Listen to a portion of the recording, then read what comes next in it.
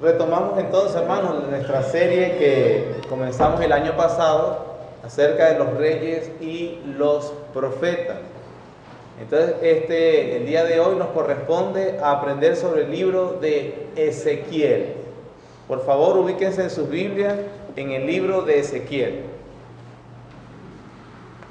No sé si alguno de los que está acá ha leído el libro de Ezequiel. Pero si ya lo ha leído o lo ha hojeado, seguramente estará pensando, menos mal me van a explicar hoy, porque el libro ciertamente es un reto para interpretar. No es un libro de literatura común, no es un libro para entenderlo fácilmente.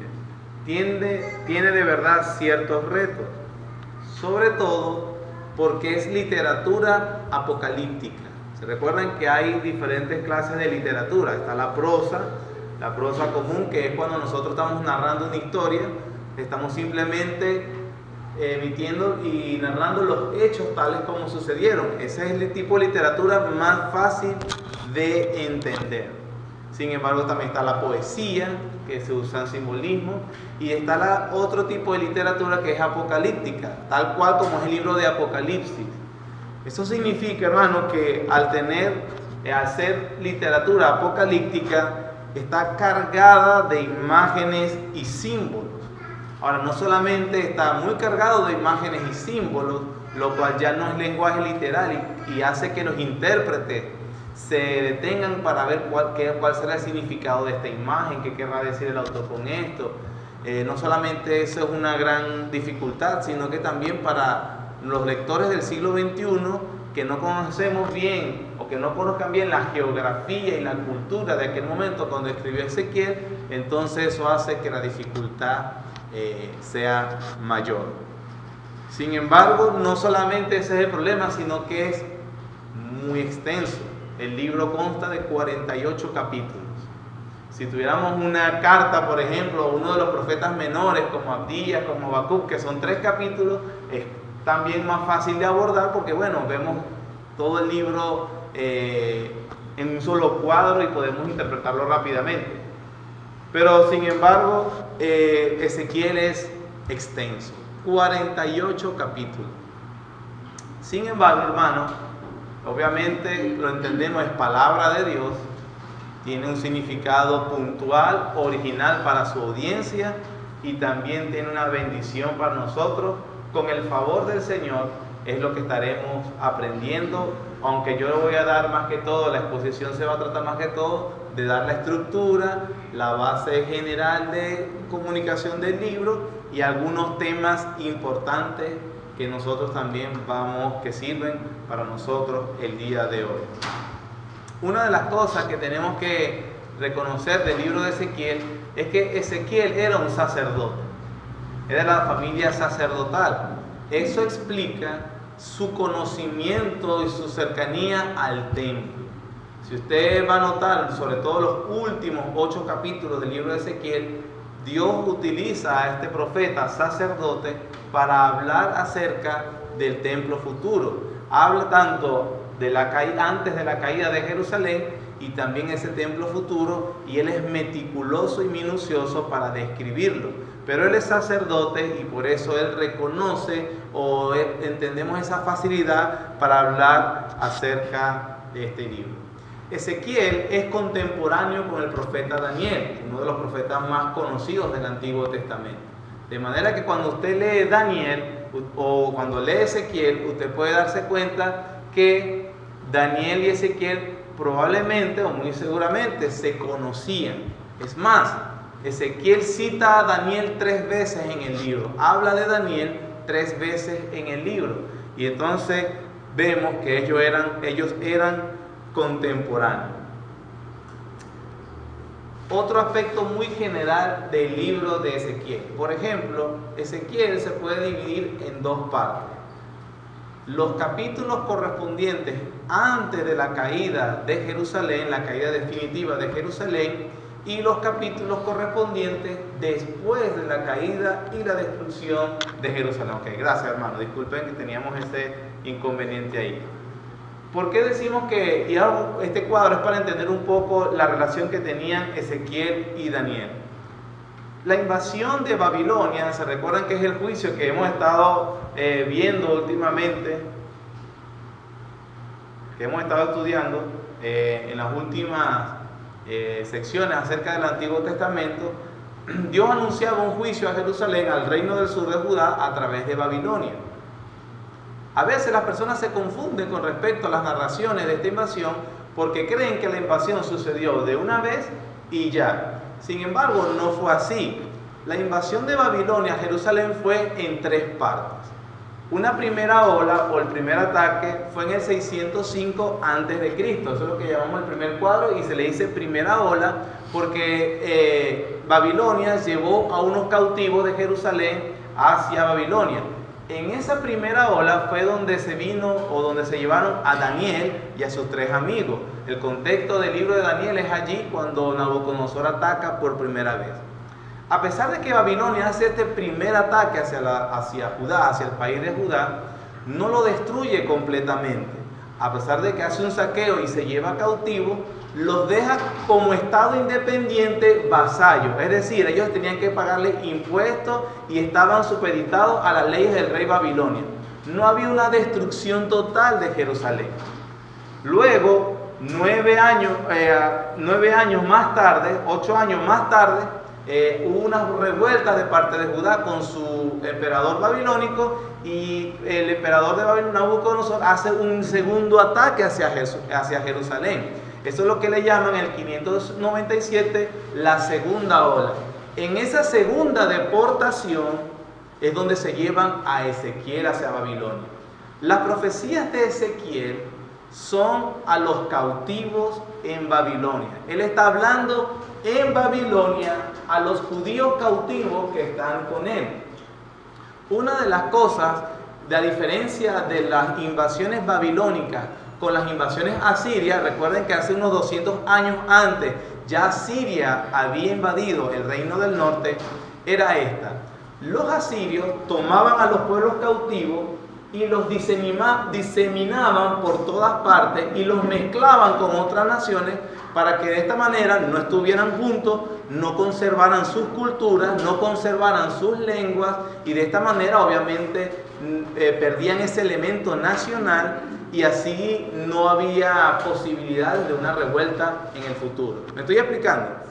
Babilonia era distinto. Babilonia, a pesar de que también invadía los pueblos, les permitía a los cautivos o a esas naciones vivir como comunidad en los límites de su propio país.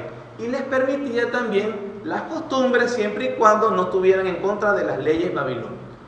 Entonces, ¿qué sucede aquí con Ezequiel? Ezequiel está en una comunidad judía que está viviendo en Babilonia. Y las profecías que él está dando entonces son a judíos que están en Babilonia.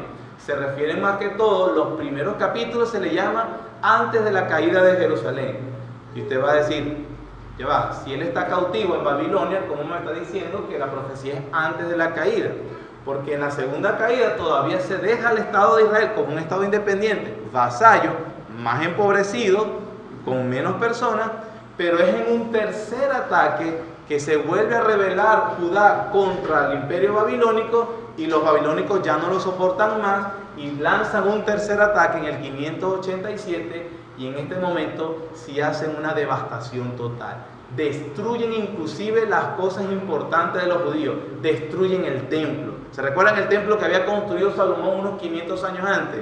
Entonces, que era la gloria de Dios. ¿Por qué? Porque la gloria, el Shekinah de Dios que había estado con ellos en el desierto, en el éxodo de Israel, que había estado en el tabernáculo, ahora estaba en el templo, en el lugar santísimo, con el sacerdocio, y todo eso significaba la presencia de Dios con ellos. La gloria de Dios estaba en el templo. Y vino Babilonia y arrasó en su tercer ataque con esos aspectos de religiosos importantísimos y significativos para los judíos. Entonces, Ezequiel, que había sido ya cautivo unos 10 años antes de la destrucción, está profetizándole al pueblo judío. Todavía existe el templo, todavía existe Judá, mermada, pero existe. Pero aún así Él está diciendo que estamos acá por nuestros pecados, que es juicio de Dios. Dios está haciendo esto porque nosotros hemos abandonado la ley. Le está explicando las razones. Aún así, el pueblo de Judá estando allá se rebeló contra Babilonia y hay un tercer ataque y una destrucción total. Tanto así que los cautivos en Babilonia también sufren peor porque esperaban que en algún momento Dios lo liberaría. Pero entonces las cosas empeoran porque ahora destruyeron el país, destruyeron el templo. Vamos a decirlo de esta manera, hablando humanamente, Dios fue destruido también. Porque ellos eran la evidencia del pueblo de Dios en la tierra, el poder de Dios en la tierra, y es como que entonces, ¿qué sucedió aquí? Pueden más los babilónicos que nuestro Dios. Entonces eso es el contexto de las profecías de Ezequiel. División del libro. Dijimos que hay dos partes. Antes de la caída definitiva, ¿cierto? Desde el capítulo 1 hasta el capítulo 32 aproximadamente. Y luego viene lo que son después de la caída, la destrucción de Jerusalén. En la primera parte podemos ver una introducción que es el llamamiento e instrucciones a a Ezequiel. De capítulo 1 al 3 está el llamamiento, las visiones de Ezequiel, las primeras visiones y algunas instrucciones interesantes que nosotros vamos a estar estudiando. Del capítulo 4 hasta el capítulo 24 empiezan los oráculos de juicio, las sentencias de juicio a través de mucho simbolismo a Ezequiel, que tenía que hacer varias cosas, tenía que estar acostado delante de una olla por tantos días, eso representaba el castigo de Dios, tenía que raparse la barba, significado de indignidad. Había muchas cosas que él tenía que hacer, que eso es lo que tú vas a ver cuando lees el libro de Ezequiel, mucho simbolismo.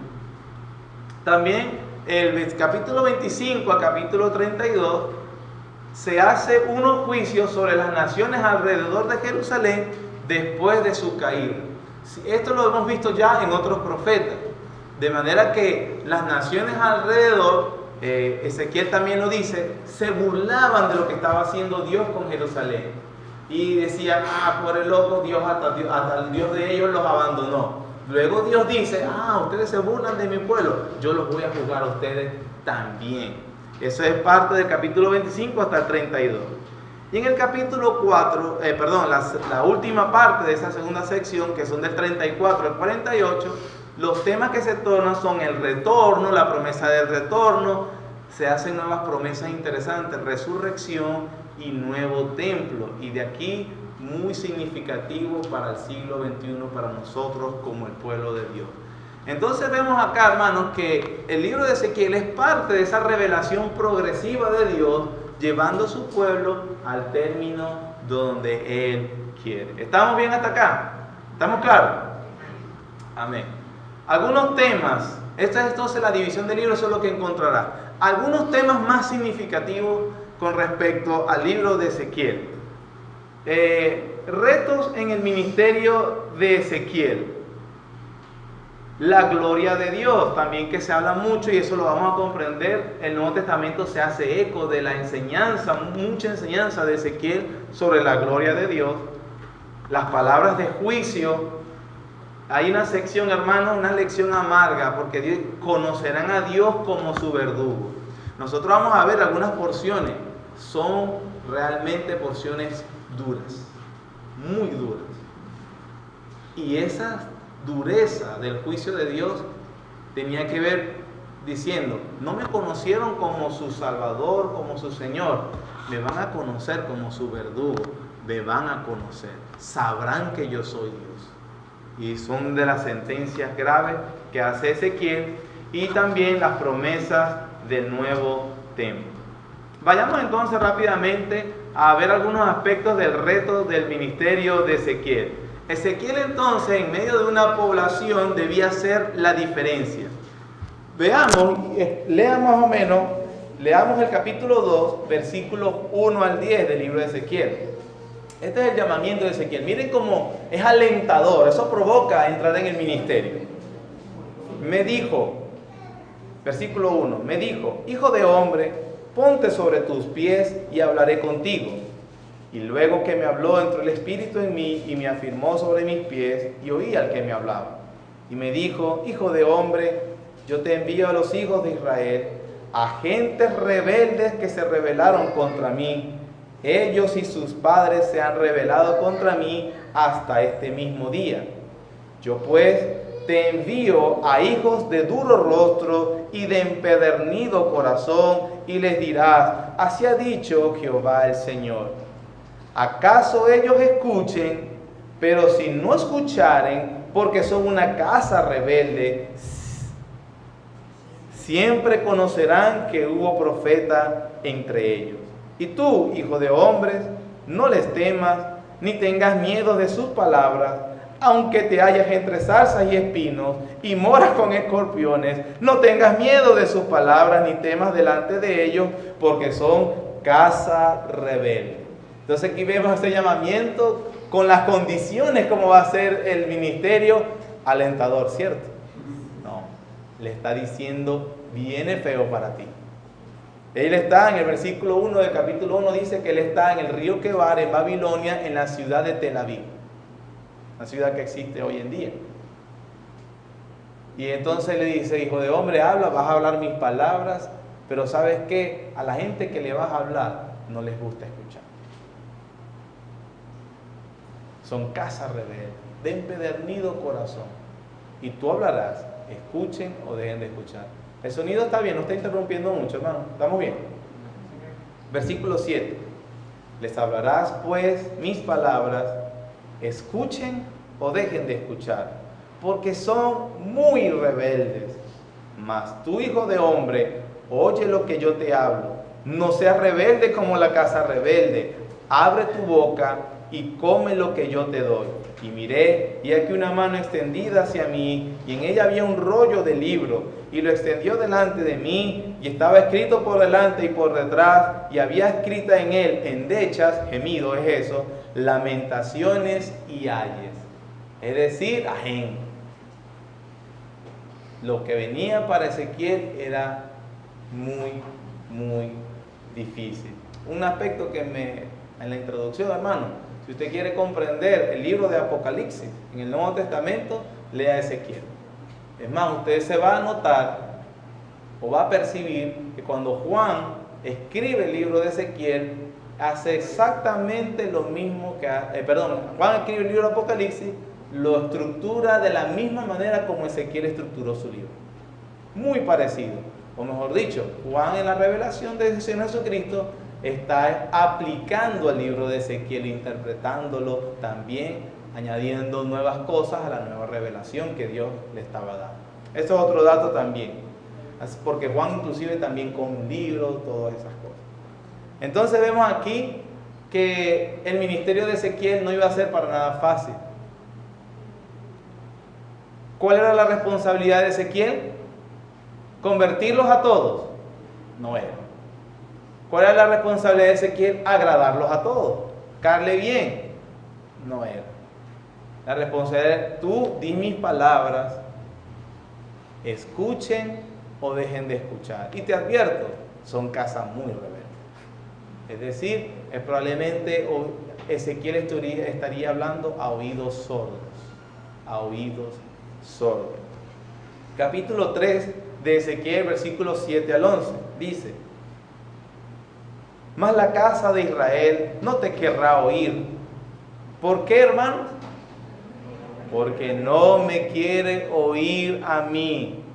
Porque toda la casa de Israel es dura de frente y obstinada de corazón. He aquí, yo he hecho tu rostro fuerte contra los rostros de ellos, y tu frente fuerte contra sus frentes, como diamante, es decir, como esmeril, el diamante duro como un esmeril, más fuerte que pedernal he hecho tu frente. No los temas, ni tengas miedo delante de ellos, porque son casa rebelde. Y me dijo: hijo de hombre, toma en tu corazón todas mis palabras que yo te hablaré, y oye con tus oídos, o sea, sé atento, y ve y entra a los cautivos, a los hijos de tu pueblo, y háblales y diles: así ha dicho Jehová el Señor, escuchen o dejen de escuchar. Entonces como que Dios, mira, ellos son tercos, pero tranquilo, yo te hice a ti también terco y vas a chocar, hierro con hierro. Entonces el ministerio de Ezequiel era un reto bastante difícil, bastante difícil. Tanto así, hermanos, que la muerte de la esposa de Ezequiel era un símbolo del juicio de Judá. Dios en su soberanía tomó la vida y su familia para demostrarle algunas cosas al pueblo y agarró y mató a la esposa de Ezequiel. Ezequiel capítulo 24.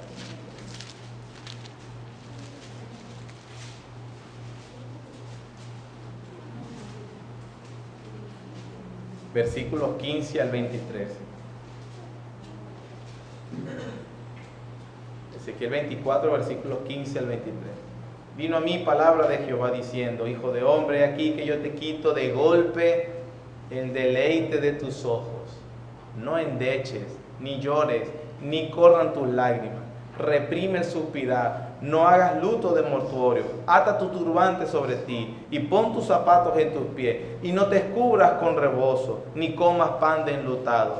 Hablé al pueblo por la mañana, y a la tarde murió mi mujer, y a la mañana hice como me fue mandado. Y me dijo el pueblo: ¿no nos enseñarás qué significan para nosotros estas cosas que haces? Y yo les dije: la palabra de Jehová vino a mí diciendo: di a la casa de Israel, así ha dicho Jehová el Señor: he aquí yo profano mi santuario, la gloria de vuestro poderío, el deseo de vuestros ojos y el deleite de vuestra alma. Y vuestros hijos y vuestras hijas que dejasteis caerán a espada. Y haréis de la manera que yo hice: no cubraréis en rebozo, ni comeréis pan de hombre de luto.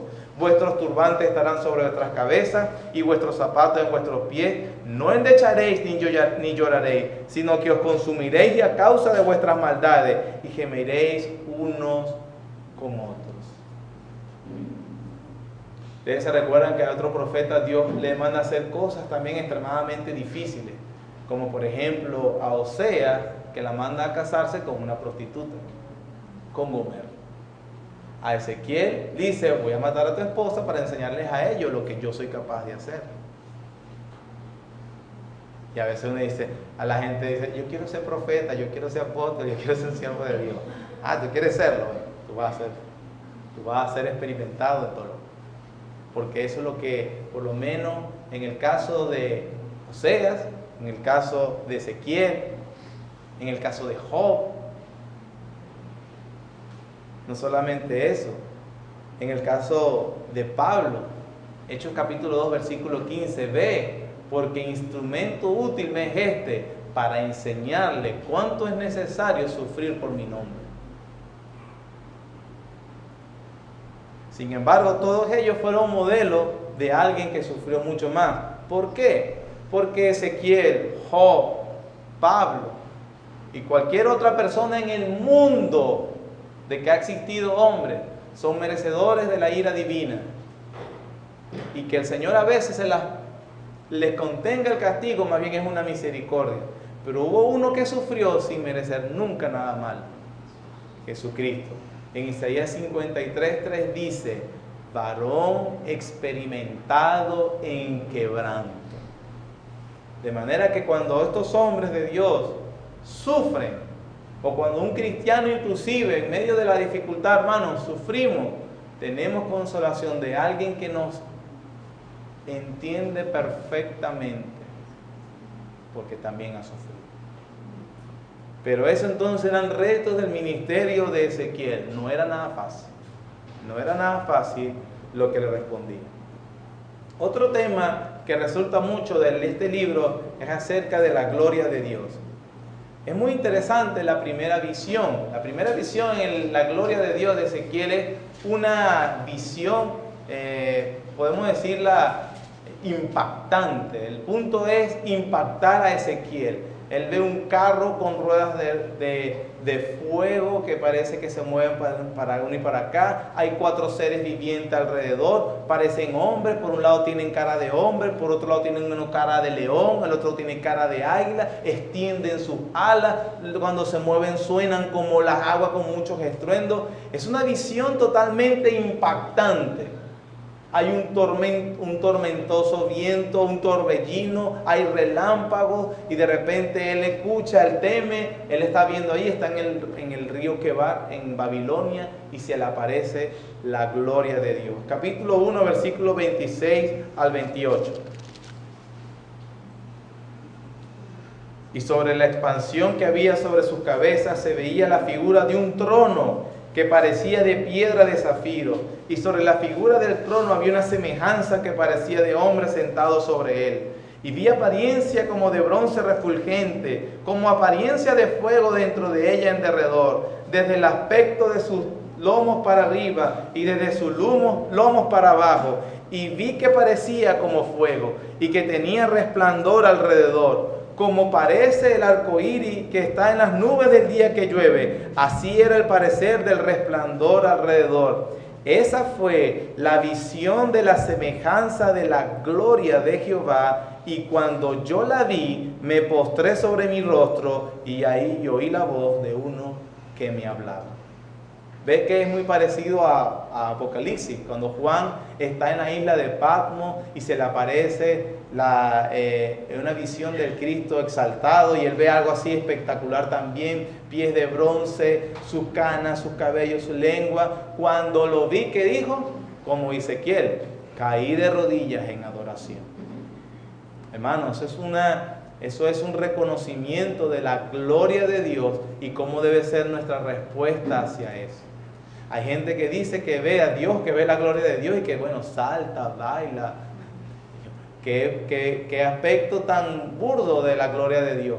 Los profetas y los hombres de Dios que vieron ese aspecto caían de rodillas y necesitaban que Él mismo los levantara. Pero lo interesante es que, ¿y por qué esta visión? Porque Él no está en el templo. Esa gloria de Dios, los judíos estaban acostumbrados a verla en el templo. Pero Él no está en el templo. El templo lo van a destruir. Él está en Babilonia lejos. Y allí entonces tiene la visión de la gloria de Dios. Con 4 seres vivientes, con 4 ruedas. Dicen algunos comentaristas que simboliza los 4 puntos cardinales, diciéndole Dios a Ezequiel: Ezequiel, mi gloria, mi presencia no está confinada al templo. Yo soy el soberano de toda la tierra. Estás en Babilonia y yo estoy aquí gobernando. Porque él le ve al trono y a uno sentado en el trono, que es el Señor de los cielos. La gloria de Dios, su poder, su control era en todo lugar. Y a pesar de que ellos estaban cautivos en Babilonia, Dios le está diciendo a Ezequiel: yo estoy entre ustedes también. Sin embargo, es muy importante el punto para que le muestre la gloria de Dios. Porque Dios empieza a explicarle a Ezequiel qué era lo que estaba pasando. Que el pueblo estaba perdiendo esa gloria. Capítulo 8, versículos 2 al 4.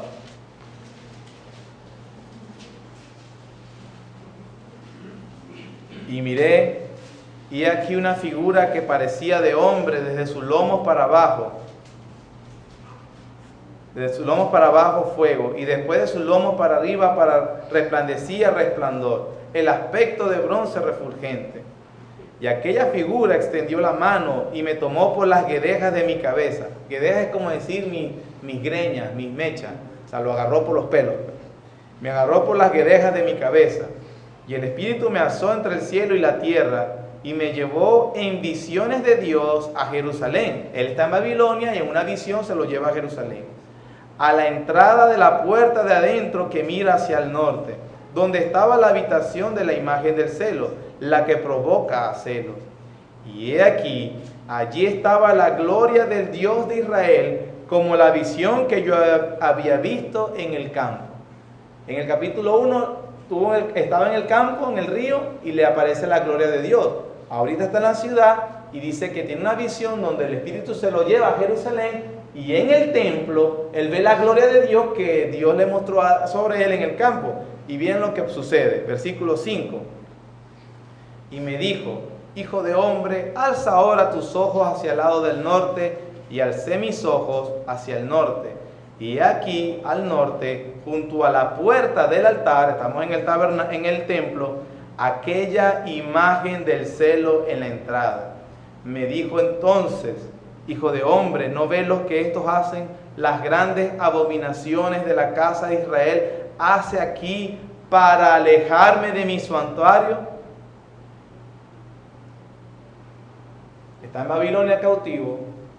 Dios le dice: yo te voy a mostrar por qué ustedes están cautivos. Y lo lleva al templo. Y en el templo está la presencia especial de Dios. Pero entonces le dice: mira lo que hacen ellos, lo que hace tu pueblo en el templo. Y tenían imágenes de otros dioses.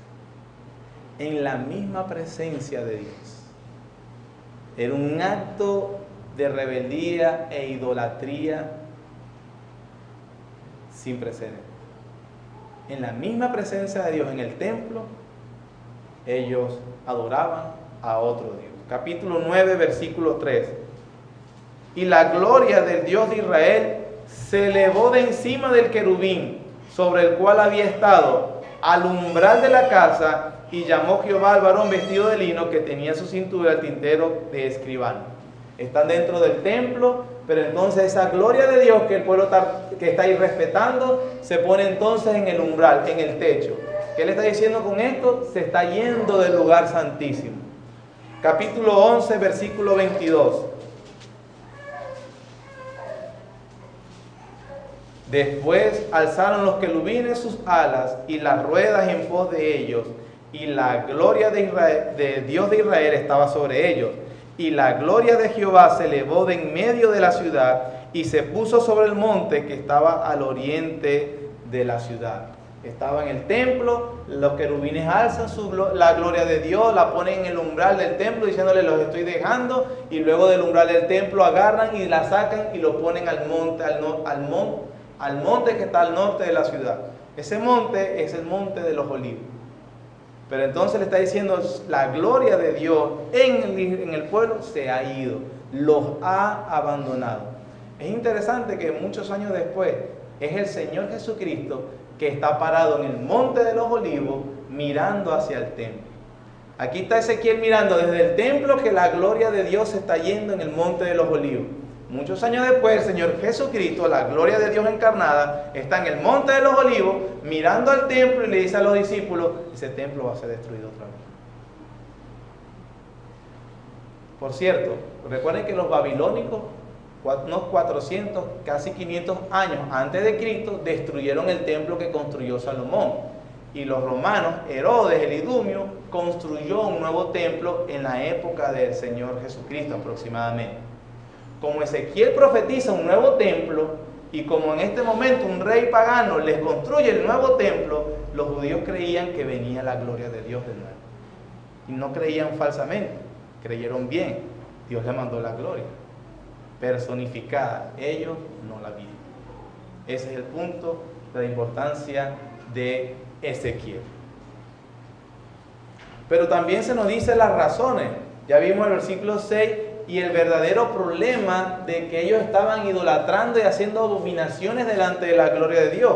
Capítulo 14, versículo 1 al 3 de Ezequiel. Dice: vinieron a mí algunos de los ancianos de Israel y se sentaron delante de mí. Y vino a mí palabra de Jehová diciendo: hijo de hombre, estos hombres han puesto sus ídolos ¿en dónde, hermanos? Y han establecido el tropiezo de su maldad delante de su rostro. ¿Acaso he de ser yo en modo alguno consultado por ellos? Estos hombres con hipocresía y descaro, estos son los mismos que se postraban al dios Sol, al dios Tamuz en el templo, dándole la espalda a la gloria de Dios. Allá después venían a Ezequiel y dicen: Ezequiel, ¿qué nos dice Dios? Decláranos palabras de prosperidad. Y Dios le dice a Ezequiel: ¿ustedes creen que Dios le dice a Ezequiel: estos son los mismos idólatras? ¿Tú crees que yo voy a hablar con ellos? No voy a hablar con ellos. ¿Pero dónde estaba el problema de ellos? Según el versículo que acabamos de leer, en el corazón de ellos. Ellos estaban en el templo, lugar de la presencia de Dios. Los ídolos los habían erigido, no solo en las paredes, en los mobiliarios, los estaban en el corazón. Tengamos cuidado. Usted puede estar en la iglesia hoy, pero usted puede tener un ídolo que es el verdadero corazón. capítulo 14, versículos 13 y 14. Hijo de hombre, cuando la tierra pecare contra mí, rebelándose pérfidamente, y extendiere yo mi mano sobre ella, y le quebrantare el sustento del pan, y enviare ella hambre, y cortare de ella hombres y bestias, si estuvieren en medio de ellos 3 varones, Noé, Daniel y Job, ellos por su justicia librarían únicamente sus propias vidas, dice Jehová el Señor. Vean lo resuelto que está Dios de juzgarlos. En otras ocasiones, el Señor nos dice que por la intervención de hombres piadosos, Él retendría el juicio sobre las personas que ellos amaban, apreciaban.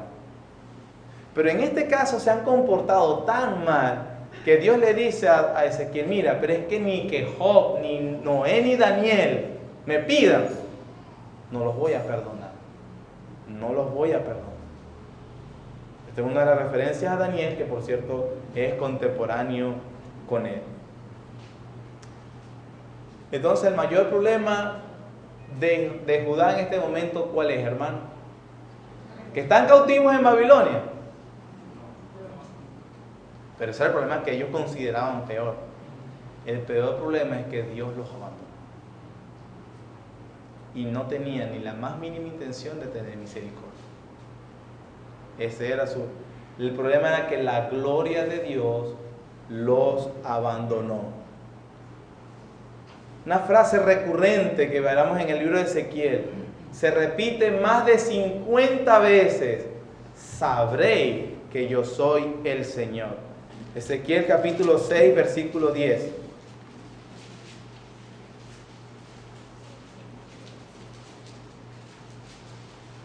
Versículo 9. Y los que de vosotros escaparen se acordarán de mí entre las naciones en las cuales serán cautivos. Porque yo me quebranté a causa de su corazón fornicario que se apartó de mí, y a causa de sus ojos que fornicaron tras sus ídolos, y se avergonzarán de sí mismos, a causa de los males que hicieron en todas sus abominaciones. Y sabrán que yo soy Jehová, no en vano dije que les había de hacer este mal. Dijo: yo los voy a hacer un mal, y ellos cuando vean que yo les haga el mal, sabrán que yo soy Dios. Van a conocer que yo soy Dios de manera cuando me revelo de una manera como un verdugo. Era el juez de ellos. Capítulo 7, versículos 4 al 9. Miren, estas palabras son duras, son pronunciadas por el mismo Dios. Dice: y mi ojo no te perdonará, ni tendrá misericordia. Antes pondré sobre ti tus caminos, y en medio de ti estarán tus abominaciones, y sabréis que yo soy Jehová. La frase, cuando no te perdone, versículo 5. Así ha dicho Jehová el Señor: un mal, he aquí que viene un mal. Viene el fin viene, se ha despertado contra ti. He aquí que viene, la mañana viene para ti, oh morador de la tierra. El tiempo viene, cercano está el día de tumulto y no de alegría sobre los montes. Ahora pronto derramaré mi ira sobre ti, y cumpliré en ti mi furor, y te juzgaré según tus caminos, y pondré sobre ti tus abominaciones. Mi ojo no perdonará, ni tendré misericordia, según tus caminos pondré sobre ti, y en medio de ti estarán tus abominaciones, y sabréis que yo Jehová soy el que castiga. Hermanos, unas sentencias de unas personas que llevaron a Dios su paciencia hacia el colmo. Es decir, Dios les advertía por medio de profetas. Eso es lo que hemos visto, bueno, lo vimos durante todo el año pasado, y no escucharon. Ahora ustedes van a ver lo que es. No me conocieron así, me vas a conocer, pero ahora me vas a conocer como tu verdugo, y vas a conocerme como un Dios que no tiene misericordia. Y el juicio vino de manera dura sobre Israel. En ese mismo juicio se hace una descripción de esa belleza. y a la vez se compara con una prostituta. Era tanta la maldad de Jerusalén que dice, Sodoma quedó como una niña de pecho delante de ti.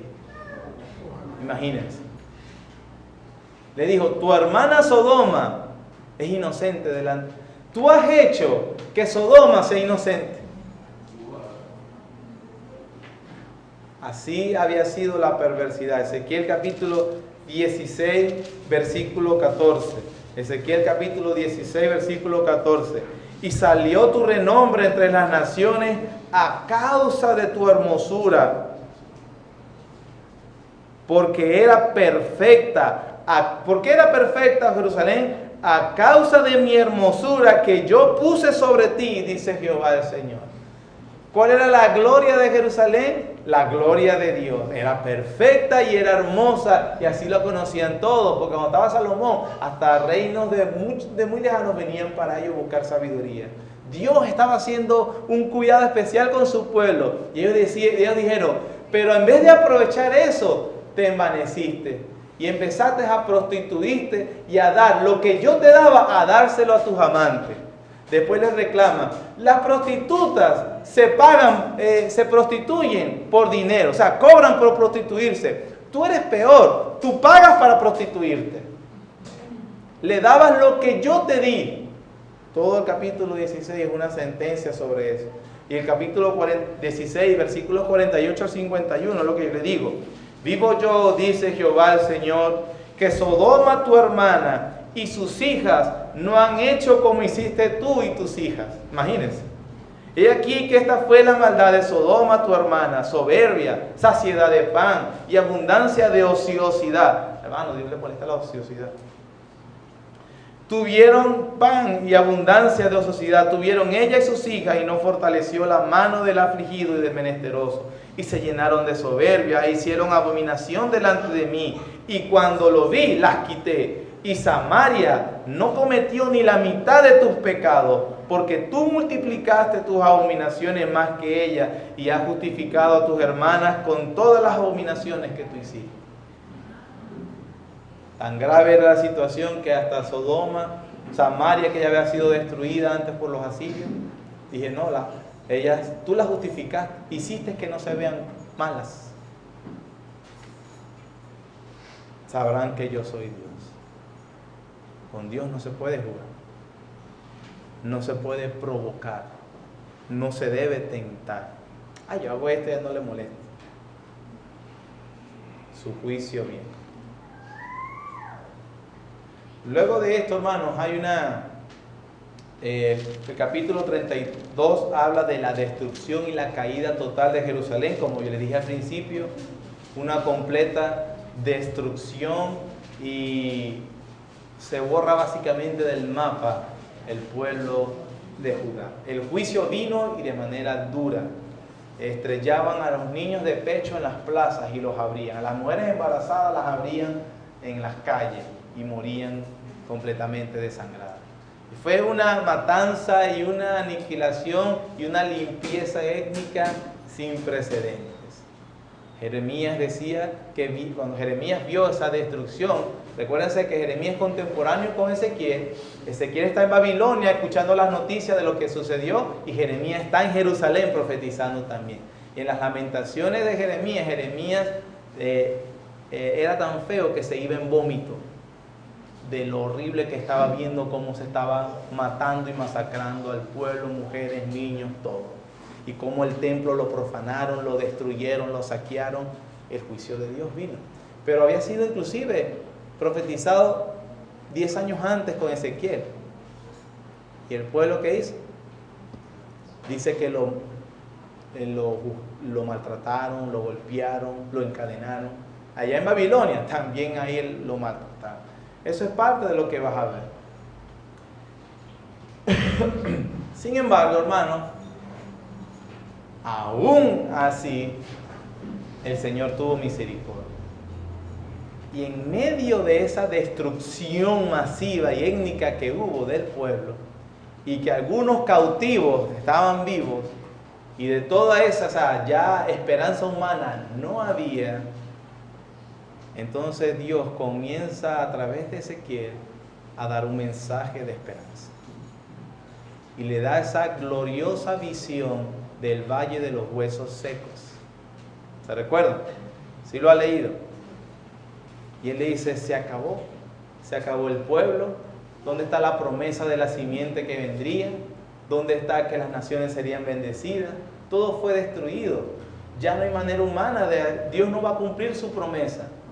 Y en medio de todo el desastre que hay, entonces Dios, después del juicio, da una palabras de consolación y de esperanza. Visión de los huesos secos, Ezequiel capítulo 37.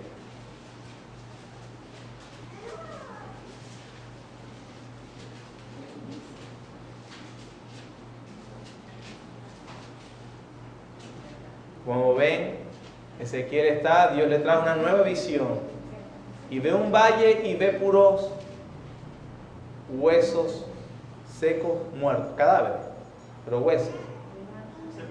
Un cementerio. Y Dios le dice a Ezequiel, Ezequiel, ¿vivirán esos huesos? Oh, Señor, yo no sé, tú lo sabes.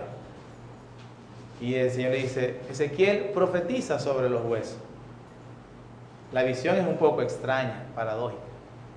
Háblale a un muerto, háblale, Ezequiel, profetiza. Y dice que cuando comenzó a hablar la palabra de Dios, los huesos revivieron. Ezequiel, di al Espíritu de Dios que venga y le dé vida a esos cuerpos que han surgido. Y dice la Biblia que vino vida sobre ellos.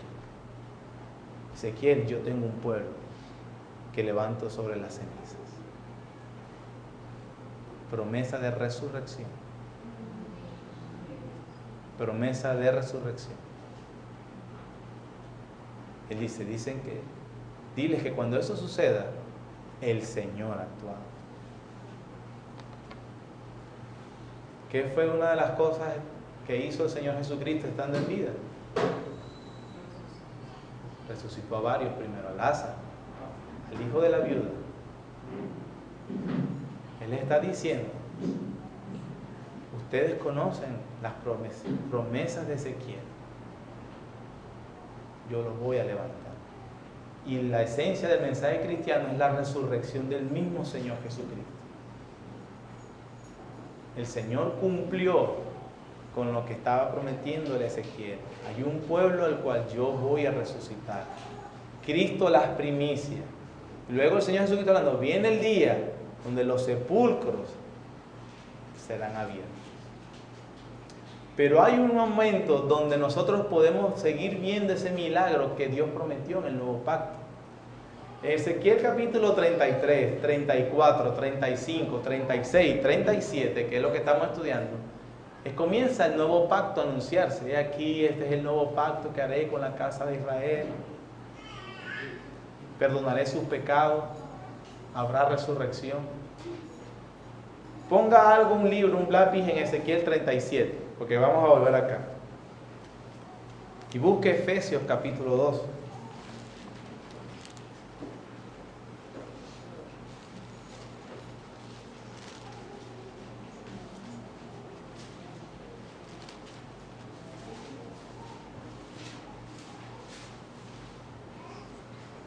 Versículo 1. ¿Cómo dice, hermano? Y Él os dio vida a vosotros cuando estabais muertos en vuestros delitos y pecados. Dios cumpliendo la visión de Ezequiel en Jeremías, en Ezequiel 37. Ustedes estaban muertos y Dios los resucitó. Pero eso es solo un anticipo de una resurrección más completa, porque Él levantará vuestros cuerpos de las tumbas cuando Él regrese. La promesa cristiana más fundamental. Capítulo 2 de Efesios, versículo 4. Pero Dios, que es rico en su misericordia, por su gran amor con que nos amó, aun estando nosotros muertos en pecado, nos dio ¿qué? vida juntamente con Cristo, por gracia sois salvos. Y juntamente con Él nos resucitó y asimismo nos hizo sentar en lugares celestiales con Cristo Jesús.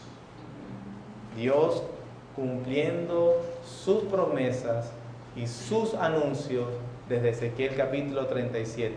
Otro punto, de manera que Pablo, cuando está escribiendo aquí Efesios 2, ¿qué tiene en mente? Ezequiel. Todos los autores, hermanos, del Nuevo Testamento están escribiendo algo y tienen en mente algo anunciado en el Antiguo Testamento. Se lo digo para que usted comprenda mejor el Nuevo Testamento, entonces conozca el Antiguo Testamento. Amén. Hay una porción que yo quiero, no pierda Ezequiel 37 y no pierda Efesios 2. Yo le acabo de decir que Ezequiel está en este momento y han destruido el templo, el santuario de Dios. ¿Se recuerdan de las abominaciones? Y Dios le dice a Ezequiel, mira las abominaciones, me están haciendo que me vaya de mi santuario, el lugar donde yo me iba a recrear con mi pueblo. Y a la final el juicio se va y se destruye. Esta es una promesa que Dios le hace a Ezequiel y al pueblo de Israel. Preste atención, hermano, para que usted vea el paralelismo usted mismo. Preste atención. Ezequiel 37, versículo 15. Siga. Vino a mí palabra de Jehová diciendo: Hijo de hombre, toma ahora un palo y escribe en él para Judá y para los hijos de Israel sus compañeros. Toma después otro palo y escribe en él para José, palo de Efraín, y para toda la casa de Israel sus compañeros. Júntalos luego el uno con el otro, para que sean uno solo, y serán uno solo en tu mano. Acuérdense que el reino está dividido, Israel, Judá. Dios le dice a Israel, pero toma 2 palos y después los vas a juntar, y lo que quiero es que ahora yo voy a hacer que el pueblo dividido se va a unir de nuevo. Es la promesa. Entonces, ¿sí lo estamos viendo? Ok. Versículo 18.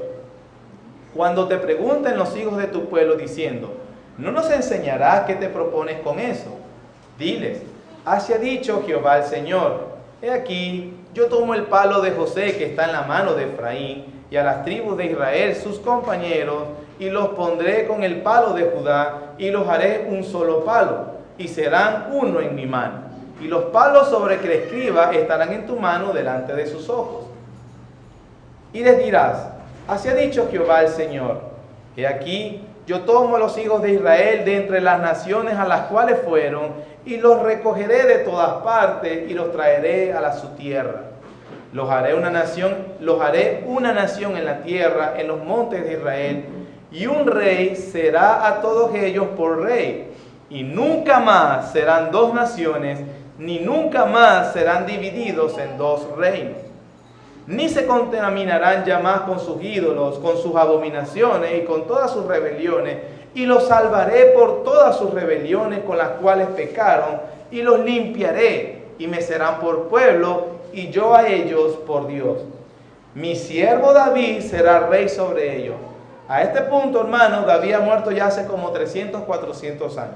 Pero él le dice que aparte que los va a reunir de nuevo, mi siervo David será rey sobre ellos, y todos ellos tendrán un solo pastor, y andarán en mis preceptos y mis estatutos, guardarán y los pondrán por obra. Habitarán en tierra que di a mi siervo Jacob, en la cual habitaron vuestros padres, en ella habitarán ellos, sus hijos y los hijos de sus hijos para siempre, y mi siervo David será príncipe de ellos para siempre. Y haré con ellos pacto de paz, pacto perpetuo será con ellos, y los estableceré y los multiplicaré, y pondré mi santuario entre ellos para siempre. Habían perdido el santuario, estaba destruido, pero Dios, ¿qué le promete cuando los una? Cuando serán uno de nuevo, pondré mi santuario entre ellos. Versículo 27. Estará en medio de ellos mi tabernáculo, seré a ellos por Dios, y ellos me serán por pueblo. Sabrán las naciones que yo, Jehová, santifico a Israel, estando en mi santuario en medio de ellos para siempre. Una promesa cuyas expectativas, imagínense, usted es parte de ese pueblo de la promesa y está esperando el día que Dios por fin nos haga uno y establezca el santuario de nuevo. Si Él establece el santuario de nuevo, significa que su presencia estará de nuevo con nosotros. Esa gloria de Él espectacular que se perdió, estará entre su pueblo otra vez. Eso es lo que Él promete, ¿cierto? Eso es lo que acabamos de ver. Efesios capítulo 2, versículo 11. Por tanto, acordaos de que en otro tiempo vosotros, los gentiles, en cuanto a la carne, era llamado incircuncisión por la llamada circuncisión hecha con mano en la carne. En aquel tiempo estabais sin Cristo, alejados de la ciudadanía de Israel y ajenos a los pactos de la promesa, sin esperanza y sin Dios en el mundo. Pero ahora en Cristo Jesús, vosotros que en otro tiempo estabais lejos, habéis sido hechos cercanos por la sangre de Cristo, porque Él es nuestra paz, que de ambos pueblos que hizo uno. ¿Está viendo la relación con Ezequiel? De ambos pueblos hizo uno, derribando la pared intermedia de separación, aboliendo en su carne las enemistades, la ley de mandamientos expresadas en ordenanza, para crear en sí mismo de los dos, ¿qué? Un solo y nuevo hombre, haciendo la paz. Mediante la cruz reconciliar con Dios a ambos en un solo cuerpo, matando en ella las enemistades.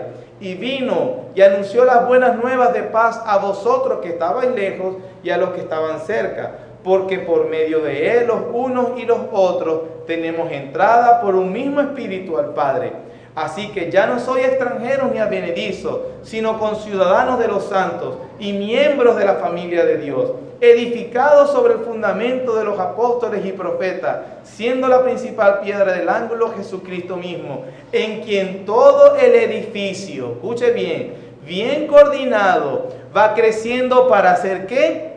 Un templo santo en el Señor, en quien vosotros también sois juntamente edificados, ¿para qué, hermano? Morada de Dios en el Espíritu. ¿Ve las implicaciones de este texto ahora, hermano? ¿No las ve? ¿O sí las ve? Sí las ve, ¿verdad? No me diga que no las ve.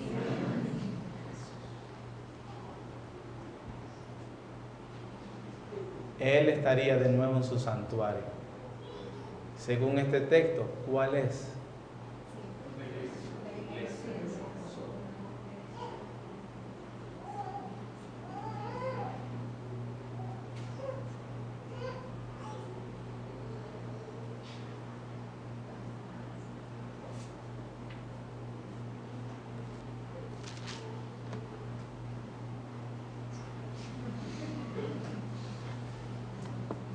Si conocen las implicaciones, lo entienden.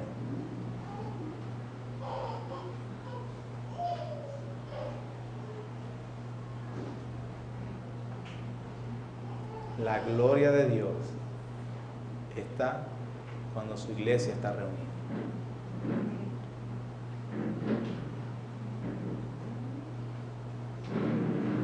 Y lo prometió. Para algunos eso es una verdad. Y para otros.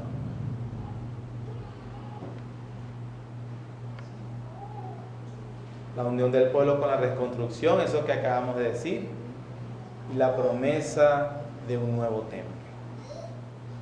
Esa promesa del nuevo templo significa que el Señor Jesucristo, en primer lugar, ustedes ven que los discípulos están con Él, ven el templo, la ornamentación, la hermosura, y Él dice: Señor, ve esta edificación, viene la gloria de Dios. Y el Señor le dice: destrúyanlo y en 3 días lo vuelvo a construir. Pero después Juan hace el comentario: Él hablaba de su pueblo, diciéndoles que Él era el templo de Dios. Pero a la vez que Él se va en la ascensión, entonces después los apóstoles comienzan a explicarnos dónde está la construcción de ese templo. Algunos cristianos, mira, ahorita hay en Jerusalén la construcción del templo y varias naciones y los palestinos están en una guerra, pero oremos por Israel porque el templo se va a formar de nuevo y entonces va a venir la gloria de Dios. Y uno dice, no, mano, lea el Nuevo Testamento. El Nuevo Testamento le dice, ¿dónde está el templo? 1 Corintios capítulo 3 y 1 Corintios capítulo 6. Porque el templo de Dios, el cual sois vosotros, santo es.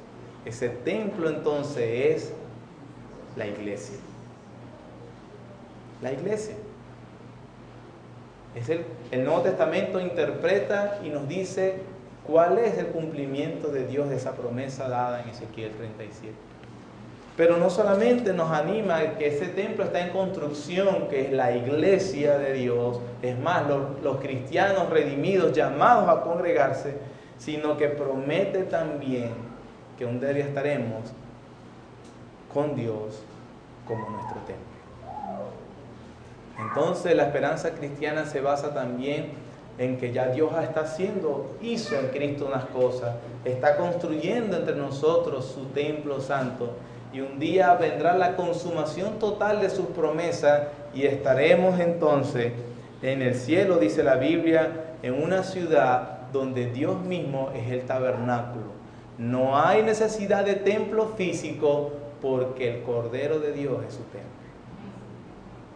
Y dice la Biblia en Apocalipsis 21 y 22, estarán allí sirviéndole y adorando. La esperanza cristiana, hermano. Si estas cosas no son suficientes para motivarnos y para llenarnos de esperanza y de fortaleza para continuar, no existe otra cosa tampoco. No existe. La esperanza cristiana. El templo, la gloria de Dios, ya no viéndola como un anticipo, como cada domingo el pueblo de Dios reuniéndose y glorificando a Dios, sino también esperando cuando lo veamos cara a cara. Amén. Estas entonces son las enseñanzas del libro de Ezequiel, las cuales tú puedes ir entonces estudiando poco a poco. Si tú quieres profundizar más en este libro, el Nuevo Testamento nos dice entonces cómo se cumple la iglesia en Cristo primeramente. La iglesia experimentará la resurrección y un día estaremos en el templo con el Señor para siempre. Amén. Oremos. Gracias, Señor, por este tiempo que hemos estado estudiando tu palabra. Ayúdanos y consuélanos en la gran verdad. Gracias porque tus promesas las has cumplido, Señor. En el nombre de Cristo Jesús. Amén.